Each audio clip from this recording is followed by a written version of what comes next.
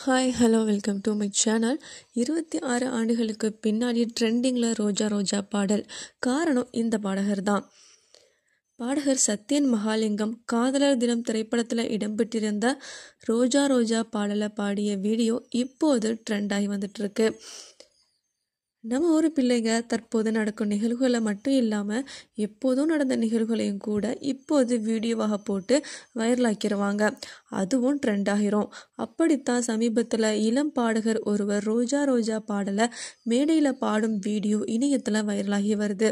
காதலர் தினம் படத்தில் இடம்பெற்ற இந்த பாடலை உன்னிகிருஷ்ணன் பாடியிருந்தார். 1990 தனது 20வது வயதில் சத்யன் மகாலிங்கம் இப்பாடலை பாடியிருந்தார். பின்னர் ஒரு மேடை நிகழ்ச்சியில் அப்பாடலை பாடினார். அதுதான் தற்போது ட்ரெண்ட் ஆகி வந்துட்டுருக்கு.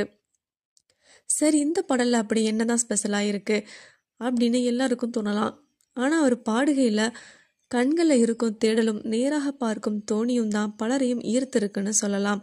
அது மட்டும் இல்லாமல் அவர் பாடும்போது முடிய சினிமாட்டிக்காக அசைக்கும் வகையில் காற்றும் அடிக்குது. இதுதான் இந்த பாடல் ட்ரெண்டாக காரணம்.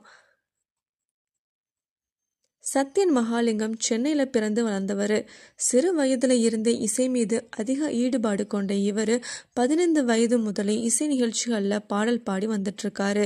2004 வெளியான வசூல் ராஜா MBBS படத்தில் இடம்பெற்றிருந்த கலக்கப்போவது யாரு பாடலை பாடியிருந்தார்.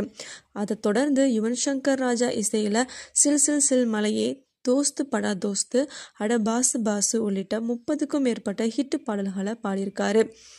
துப்பாக்கி படத்தில் குட்டிப்புலி கூட்டம் பாடலை பாடினதும் இவர் தான். அது மட்டும் இல்லாமல் பல பக்தி பாடல்களுக்கும் இவர் இசையமைத்திருக்காரு. இசை நிகழ்ச்சிகளுக்காக லண்டன், இலங்கை, பாரிஸ், ரஷ்யா உள்ளிட்ட பல இடங்களுக்கு சென்றுட்டுருக்காரு. மொத்தம் 150க்கும் மேற்பட்ட பாடல்களை பாடியிருக்காரு. இவருக்கு நித்யா என்பவருடன் திருமணமாகி 2 பெண் குழந்தைகள் இருக்காங்க. சத்யன் 26 ஆண்டுகள் கழித்து தனது வீடியோவுக்கு இவ்வளவு அன்பும் வரவேற்பும் கிடைத்திருப்பதற்கு நன்றி தெரிவித்து வீடியோ ஒன்றை வெளியிட்டிருக்காரு. தான் அந்த பாடலை முழுமையாக பாடி வீடியோ வெளியிடுவதாக கூறியும் இருக்காரு. ரோஜா ரோஜா பாடலுக்கு பின்பாக அவருக்கு இன்னும் ரீச் ஏறி இருக்குன்னு தான் சொல்லணும். இதற்கு பின்னாடி வரும் படங்களில் அவருடைய பாடல்களை எதிர்பார்க்கலாம். சத்யன் தனியாக ஒரு இசைக்குழுவையும் நடத்தி வந்துட்டுருக்காரு. தேங்க்ஸ் ஃபார் வாட்சிங்.